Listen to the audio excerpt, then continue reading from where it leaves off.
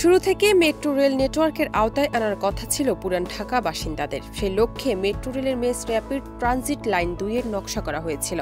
এবার ওই অঞ্চলকে আরও প্রাধান্য দিয়ে মেট্রো রেলের লাইনগুলো পুনর্বিন্যাসের কথা ভাবছে অন্তর্বর্তী সরকার। এমআরটি লাইন 5 ঢাকার গাবতলী থেকে 10-এর কান্দি পর্যন্ত, অন্যদিকে এমআরটি লাইন 2 গাবতলী থেকে Mohammadpur bus stand, Dhanmondi, new market, Gulistan, Motijheel হয়ে নারায়ণগঞ্জ পর্যন্ত।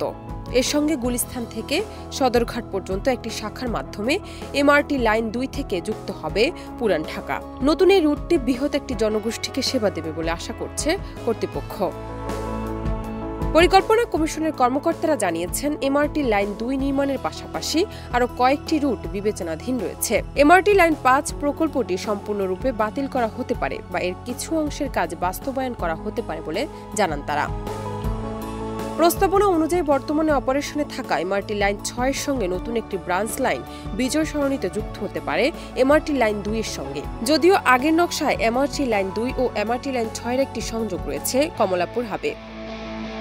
পরিকল্পনা কমিশনের মতে বর্তমান মেট্রো রেলের যেসব প্রকল্প চলমান রয়েছে তার কোনোটি পুরান ঢাকাকে সংযুক্ত করে না। তবে এমআরটি লাইন 2 এর মাধ্যমে ঢাকার গাবতলীর সঙ্গে নারায়ণগঞ্জের মেট্রো রেল সার্ভিস চালু হলে পুরান ঢাকাকে সংযুক্ত করবে।